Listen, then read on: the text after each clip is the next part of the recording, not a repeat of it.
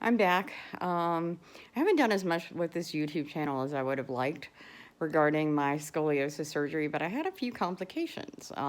These are known complications, so there isn't much that could have been done, but I should go ahead and go over those, I guess. I had my scoliosis surgery fusion from T4 to L4 on November 26, 2019.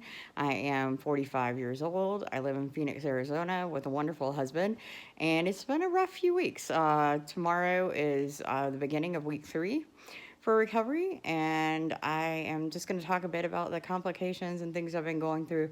Maybe talk about some of the products I've been using, but anyway, here we go. So I had my surgery, as I mentioned, on November 26th. I had a pneumothorax, which is a collapsed lung. My right lung collapsed.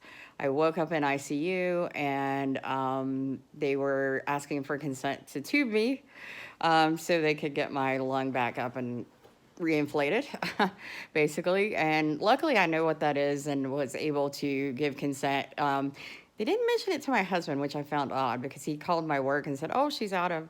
They told me she's in recovery, everything's going well.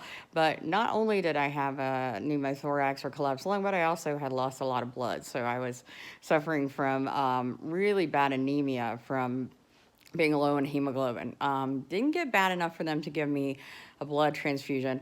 I wonder if they had given me a blood transfusion, if things might have gone a little better because I was in the hospital for the next several days. I was supposed to be there for 5 days. I was there for 6, and it was a rough go. Although I think my surgeon did a great job, liked everybody at the hospital. I'm not a big fan of this particular hospital. My room was a bit dirty.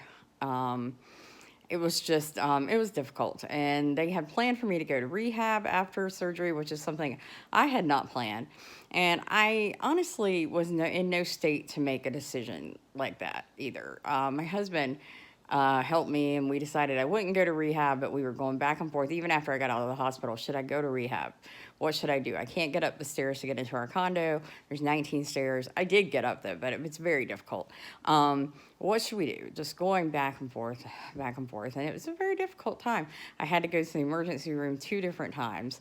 I was really swollen. I also, as I mentioned in a previous video, suffer from Ehler's Danlos syndrome and lipedema. So my legs were really huge. I gained 32 pounds of fluid weight. Of course, that started coming off immediately. As a VSG patient, that's pretty scary, but it's been coming off 10 pounds at a time. So, but I mean, pretty much overnight, I blew up huge, almost to like 200 pounds. It was scary.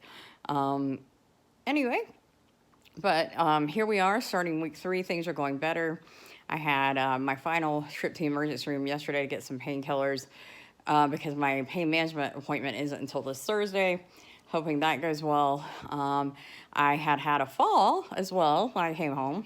I am a fall risk, and I was in my closet just trying to do a couple of things to get myself straightened out, and darn it if I didn't fall.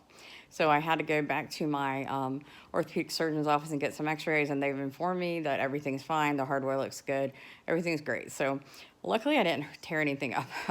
But I would advise people, if you're offered the chance to go to rehab and your insurance is going to pay for it, just go ahead and go. I mean, you could leave early if you needed to, because once you say no, getting back in, trying to figure out how to get back in is very difficult. And in the end, we ended up not doing it, but I think it would have been easier on my husband and myself had I done that. I think it was a big mistake on my part, but again, we were not really equipped to answer that question because before surgery, everybody just kept saying you're young and healthy. So when they ask you if you want to go to rehab, say no. I mean, basically that's what they told me at the doctor's office. So I should have analyzed that a lot more and done more research like I had in other aspects of the surgery. But anyway, this is going to be an unedited mess, I'm sure. But I'm going to get back to some of the products and things I've found useful as we go along. But I just want to, document this as much as I can. So hopefully it'll help somebody. Have a great night and take care. Bye.